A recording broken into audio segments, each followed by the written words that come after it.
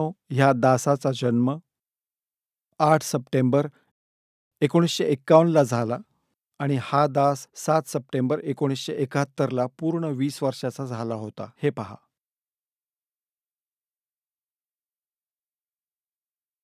तो अवतार ज्याची लोक प्रतीक्षा करीत आहेत तो 20 वर्षांचा झालेला आहे. जर त्याचा पत्ता सांगितला तर लोक त्याचा पाठलाग करतील. आता वरून सांगण्यासाठी आदेश मिळालेला नाही. मी वेळेची वाट पाहतो आहे आणि सगळ्याच महात्म्यांनी वेळेची वाट पाहिलेली आहे. योग्य वेळी सर्वांना सगळं काही माहिती होईल. ही 7 सप्टेंबर 1971ला त्याने भविष्यवाणी केली. ह्या दासाने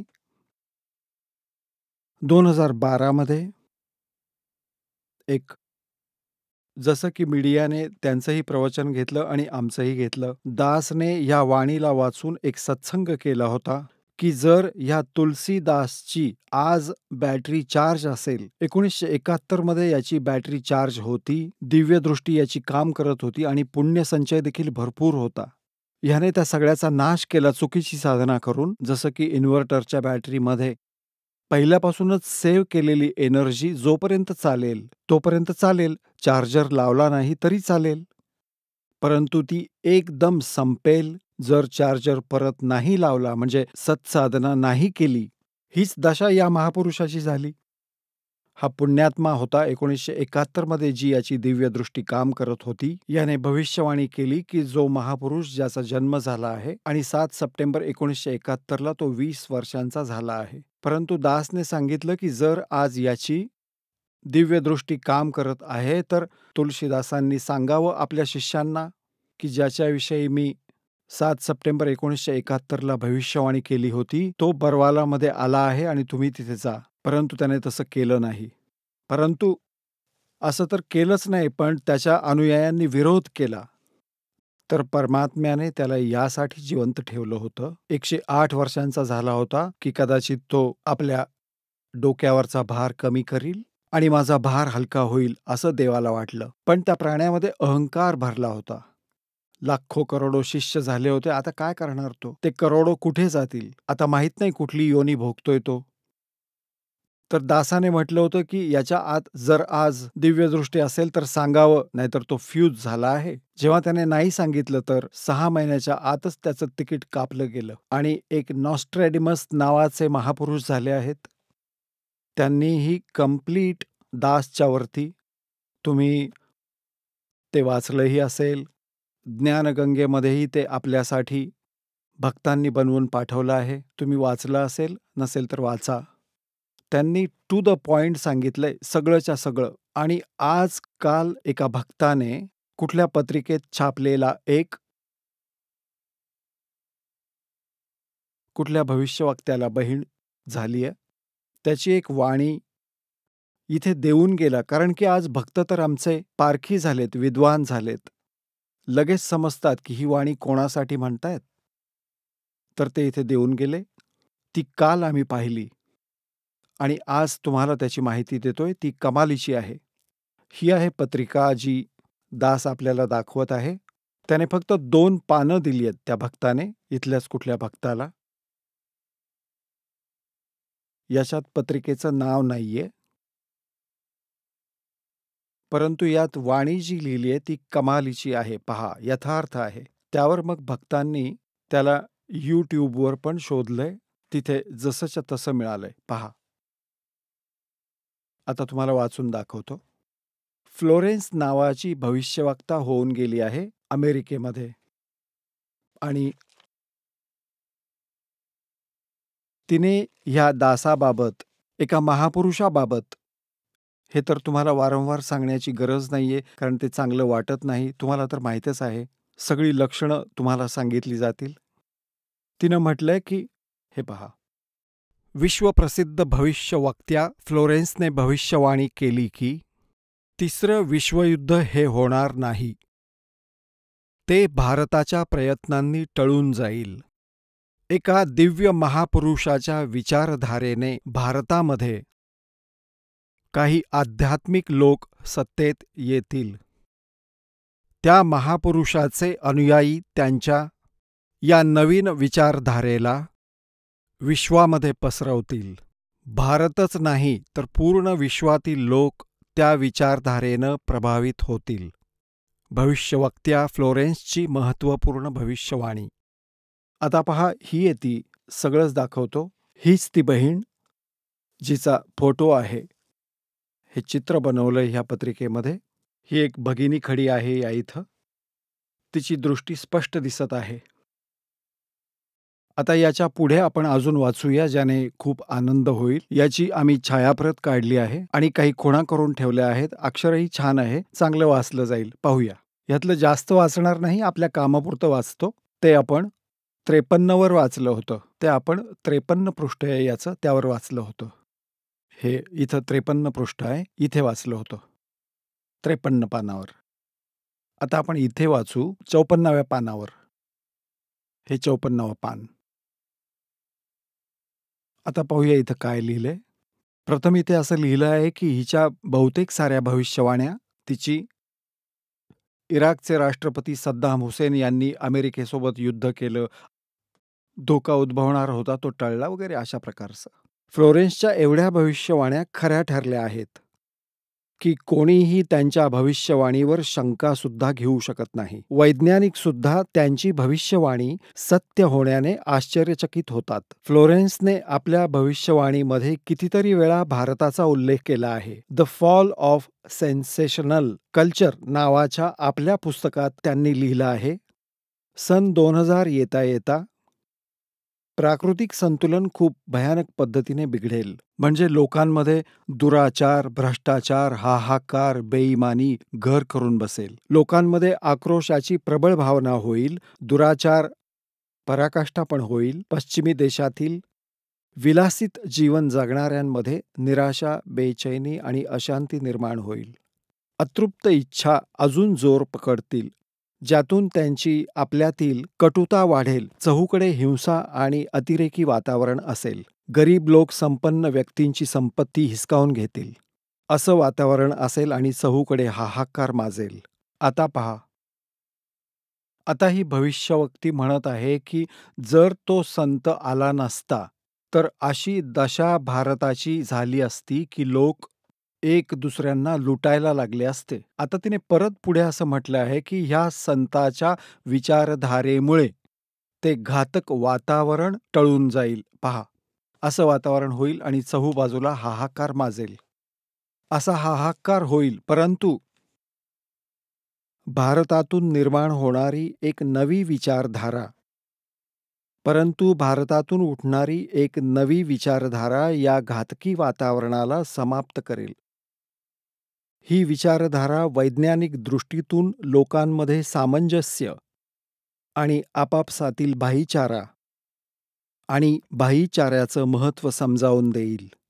ती हे पण समजावून देईल की धर्म आणि विज्ञान यांच्यात आपसात विरोध नाही आहे. आध्यात्मिकतेची उच्चता आणि भौतिकतेचं पोकळपण सर्वांसमोर उघड करील. आता पुण्यात्म्यांनो, हे तर चला, या भविष्यवक्त्यांचं एवढं तर काम समजून घ्या आपण. जसं परमात्म्याने विधान बनवलं, सूर्य आणि पृथ्वी बनवली, सगळी नक्षत्र बनवली आणि स्वतःच निश्चित केलं की समजा 6:20 सूर्योदय होईल. जर कोणी भूगोल खगोलाचा ज्ञाता मला सांगेल की फलाण्या तारखेला 6:20 सूर्योदय होईल, त्याने नाही सांगितलं तरी त्यावेळी तो होणारच होता, कारण त्या परमात्म्याने निर्धारित सिस्टीम बनवून ठेवलेली आहे. तर यांनी नाही सांगितलं तरी परमात्म्याने आधी बोलूनच ठेवलंय, निर्धारित दिवस ठरवून दिलेला आहे, त्यामुळे ते होणारच होणार आहे हे सांगतायत. तर त्यामुळे आपल्याला अजून गोल्डन चान्स आहे. सर्व पुण्यात्म्यांनी उशीर केला नाही पाहिजे. सगळे महापुरुष परत परत तेच सांगतायत. परमात्म्यांनी सांगितलं, सगळे संत म्हणतायत आणि हे भविष्यवक्ते सुद्धा सांगतायत, जे ह्या देशाशी सुद्धा संबंधित नव्हते. आणि तरीही समजत नसाल तर तुम्ही बालकच आहात, बुद्धिहीन आहात. पहा, आता काय आहे ना की जसं दास आपल्याला खूप वेळा समजावत आहे, प्रत्येक प्रवचनामध्ये जे परमात्म्याने सांगितलंय तेच दास आज परत सांगतोय. अजूनही माझी बरीचशी, बहुतेक जेवढी ही प्रवचनं होतात ती याच आधारावर होतात की आपण काय करीत आहात. तुम्ही इथे अरबपती बनलात, खरबपती बनलात, दुनियेला लुटून आणि ते सगळं सोडून गेलात. सर्व सोने की लंका थी व रावण से रणधीरम, एक पलक में राज विराजी जम के पडे जंजीरम. चक्रवर्ती राजा होता, सगळ्या पृथ्वीवरती राज्य करत होता. आज उंदीर बनून एक बीळ खोदून त्यात राहतोय. व्यर्थ आहे सगळं. कहते राम रटत निर्धन भला, टूटी घर की छान व सुंदर महल किस काम के, जा भक्ती नहीं भगवान. तर इथे ते असं सांगू पाहत आहेत, की ह्या माता भगिनीने असं सांगितलंय, की त्या संताच्या विचारधारेनं आध्यात्मिकतेची उच्चता आणि या भौतिकतेचं पोकळपण उघड होईल. आणि हे होते तुमच्या समक्ष आणि सगळ्यांची आत्मा मानतीये याला, की खरंच हे असं आहे. पहा, हे म्हणतायत, की आध्यात्मिकतेची उच्चता आणि भौतिकतेचं पोकळपण सर्वांसमोर उघड करेल. मध्यम वर्ग त्या विचारधारेनं खूप प्रभावित होईल. तुम्ही या ठिकाणी जेवढे आला आहात, तुम्ही सर्वच्या सर्व मध्यमवर्गीय आहात. सगळेच. आणि पहा आता कसे प्रभावित होत आहात, कसे मानत आहात, की दासाने जे बोललंय ते फायनल आहे. ना कोणाला काही घेणं आहे, ना देणं आहे. विवाह साध्या पद्धतीने करायचा आहे. आपण विवाहावर एवढा खर्च करतो आणि पुढे न जाणे किती कर्जाचा भार आपण वाहतो. जेव्हा ब्रह्मा, विष्णू, महेशचा विवाह केला होता दुर्गाने, ना कोणी वऱ्हाड होतं ना वराती, ना कोणी जिलब्या बनवणारा होता, ना कोणी डीजे वाजवणारा होता. सरळ सरळ सांगितलं, की हे घे बाबा, ब्रह्मा ही तुझी पत्नी सावित्री, आपलं घर थाट बेटा. लक्ष्मीला दिलं विष्णूला आणि सांगितलं, की जा तुझं घर थाट. आणि शंकरजींना पार्वती दिली आणि म्हणाले, जा, झाला विवाह. आणि बाकीच्या ह्या सगळ्या गोष्टी बेमतलब आहेत ज्या आपण करतो. आपल्या डोक्यावर कर्जाचा भार वाढवून ठेवतो आणि या सोहळ्यात फुकट आणि व्यर्थ लुटले जातो. आता पहा, पोकळपण सर्वांसमोर उघड करेल. मध्यम वर्ग त्या विचारधारेनं खूप प्रभावित होईल. हा वर्ग समाजातील सर्व वर्गांना चांगल्या समाज निर्मितीसाठी उत्प्रेरित करेल.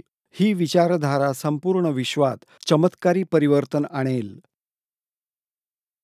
मला आपल्या 6व्या अतींद्रिय शक्तीतून हे जाणवत आहे, की ह्या विचारधारेला जन्म देणारा एक महान संत भारतात जन्मला आहे.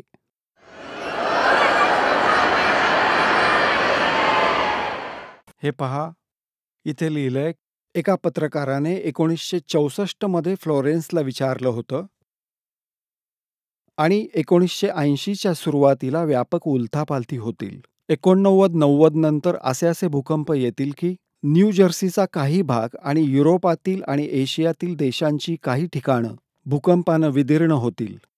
काही जलमग्न होतील. तिसऱ्या महायुद्धाचा आतंक सगळ्यांच्या डोक्यामध्ये बसलेला असेल आणि ते ह्या युद्धाची तयारी करतील. परंतु भारतीय राजनेता नाही, ते संताकडे निर्देश करतायत. तिसरं युद्ध ते समाप्त होईल.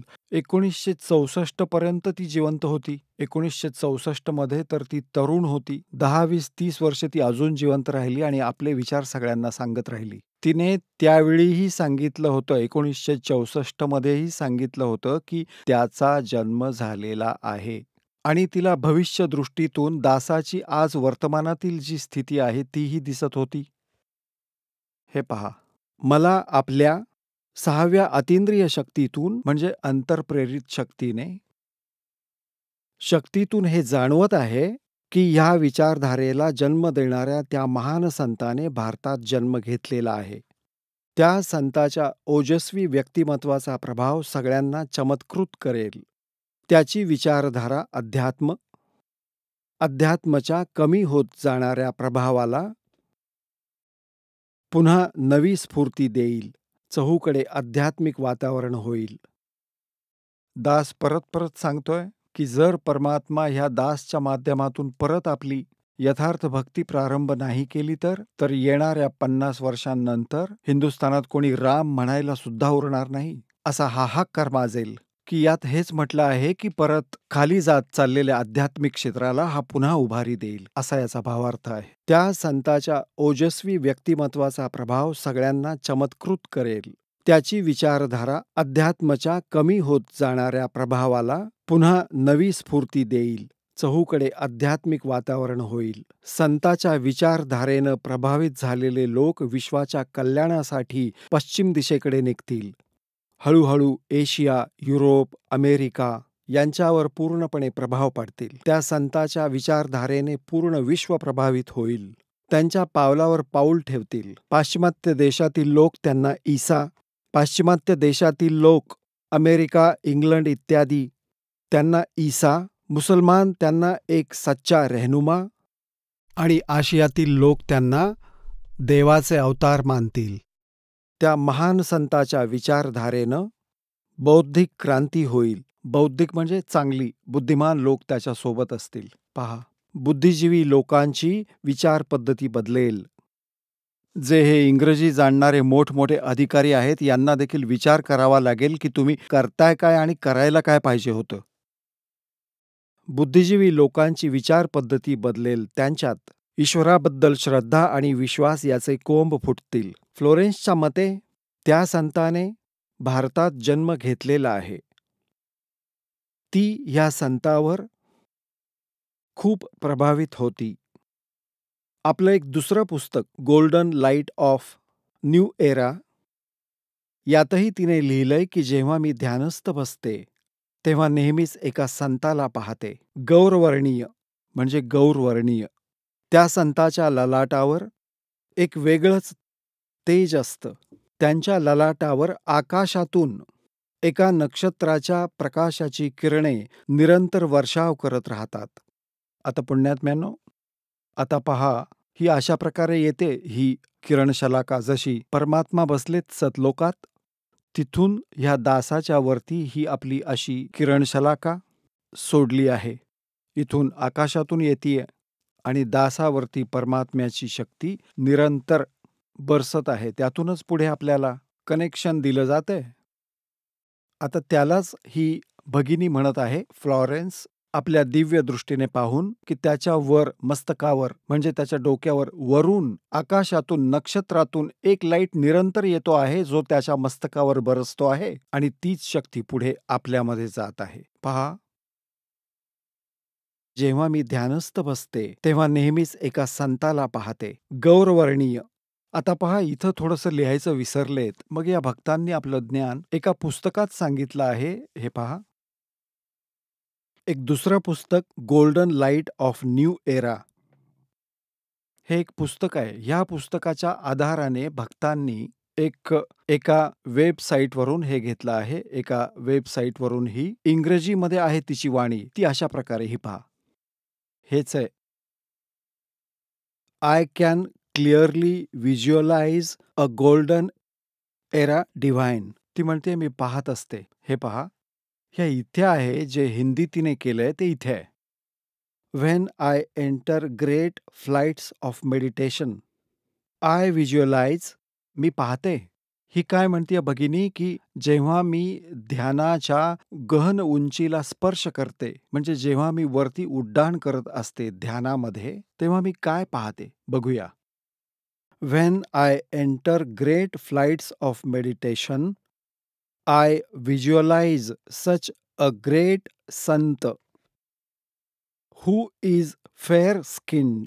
फेअर स्किन्ड म्हणजे गोऱ्या वर्णाचा, गौरवर्णाचा, विथ व्हाईट हेअर, त्याचे केस सफेद असतील, and without a beard and moustache. तो बिना दाढी मिशीचा असेल.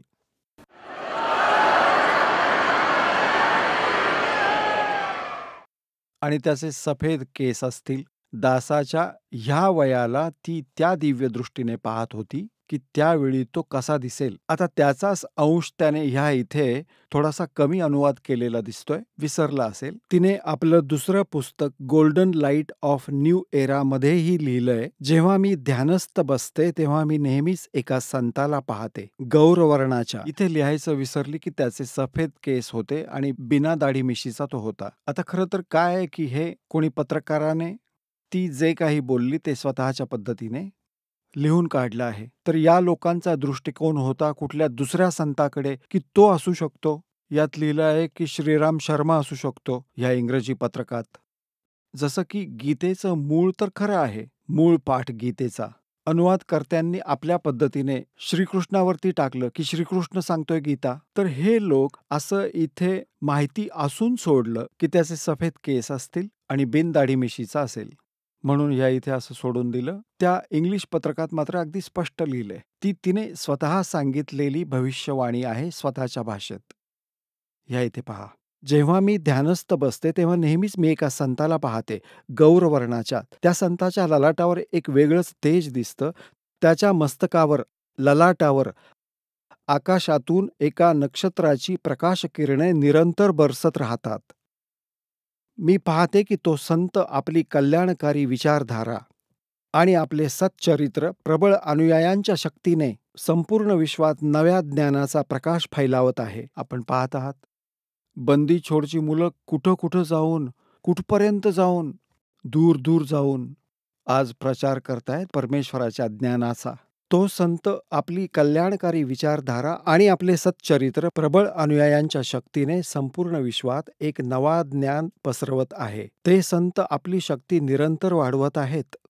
त्यांच्यात इतकी शक्ती आहे की ते प्राकृतिक परिवर्तन सुद्धा करू शकतात.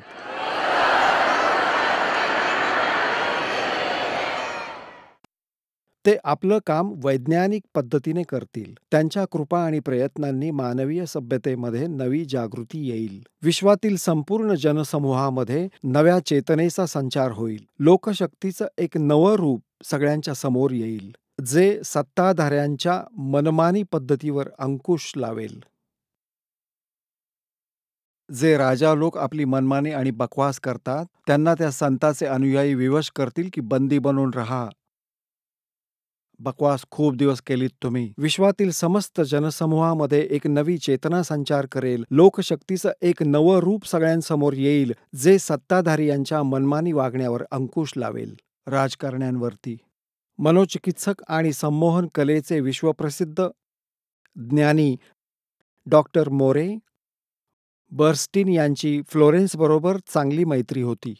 एकदा फ्लोरेन्सने त्यांनाही म्हणाले होते की डॉक्टर, ती वेळ खूप वेगाने जवळ येत आहे, जेव्हा सत्तालोलुप राजनेत्यांची अपेक्षा आपल्यासारख्या समाजसेवकांच्या गोष्टी समाज अधिक लक्ष देऊन ऐकेल. 21वं शतक येता येता एक नवी विचारधारा संपूर्ण विश्वाला प्रभावित करेल. प्रत्येक राष्ट्रात सच्चरित्र, धार्मिक लोकांचं संघटन लोकांच्या डोक्यात बसलेल्या चुकीच्या मान्यतांना बदलेल. ही विचारधारा भारतातून प्रस्फुटित होईल, भारतातून निघेल आणि विश्वातील सर्व देशांमध्ये पसरेल. मी त्या पवित्र स्थानावर एका प्रचंड तपस्व्याला पाहत आहे, ज्याचं तेज खूप वेगाने पसरत आहे. मनुष्यातील निद्रिस्त देवत्वाला जागवण्यासाठी आणि पृथ्वीवर स्वर्ग बनवण्यासाठी हा संत दिवसरात्र प्रयत्न करीत राहील. एका पत्रकाराने 1964 मध्ये फ्लोरेन्सला विचारलं होतं की काय ती विश्वाचं भविष्य सांगू शकते. फ्लोरेन्सने याबाबत उत्तरात म्हटलं होतं की 1980 मध्ये हे होईल, 1980 मध्ये हे होईल, 1990 मध्ये, असं सगळं तिने सांगितलं होतं. पुढे काय म्हटलंय?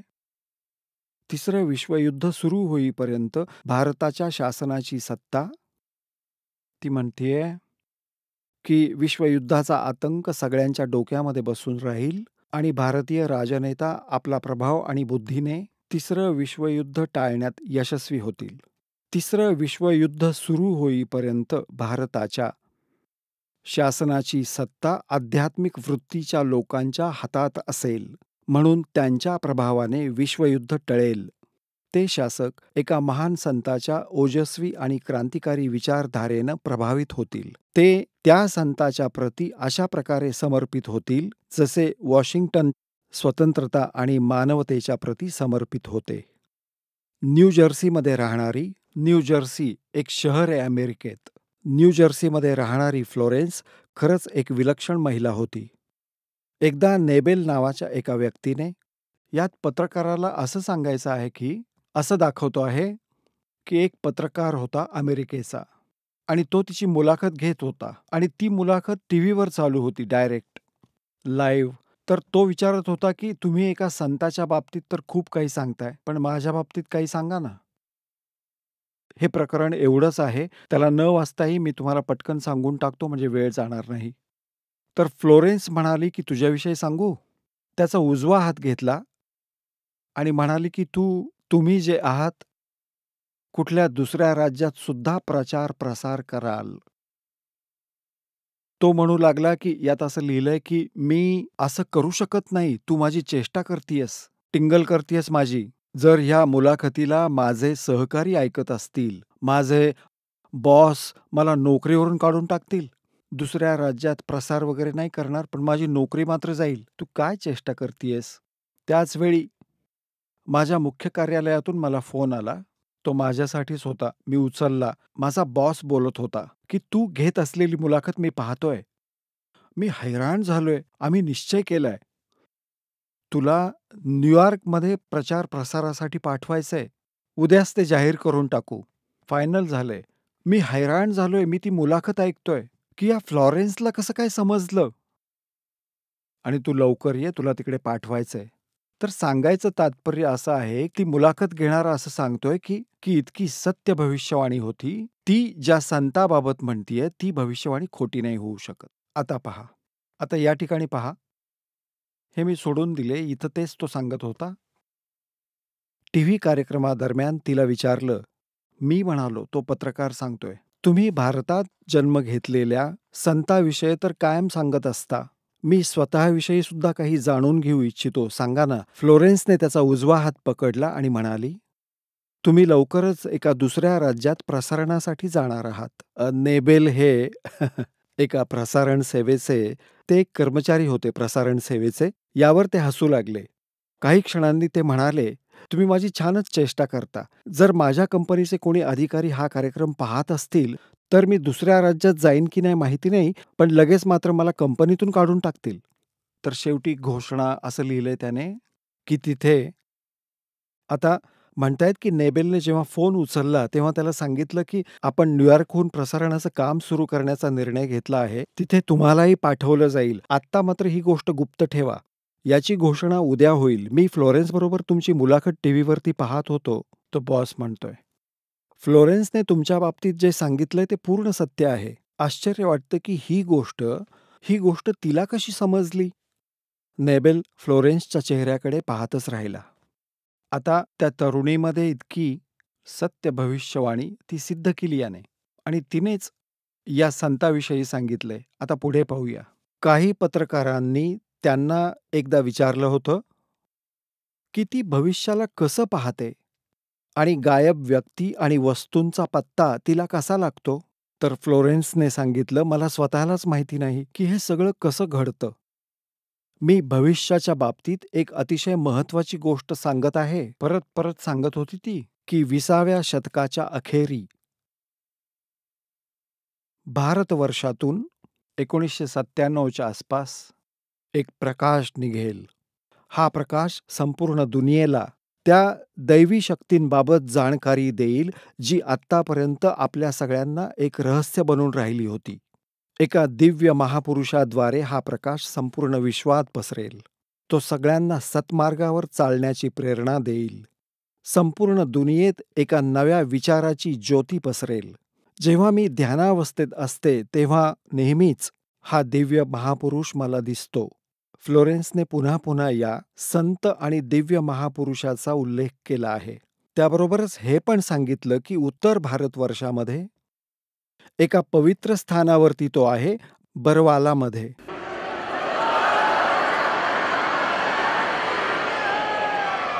हे पुण्यात्म्यांनो, आता समजदाराला इशारा पुरेसा असतो. आपलं कल्याण करा. जितक्या उशिरा याल तितकाच पश्चात्ताप होईल. हा एक गोल्डन चान्स आहे. ही सुवर्ण वेळ तुम्हाला प्राप्त झाली आहे. त्याचा लाभ घ्या. सत साहेब.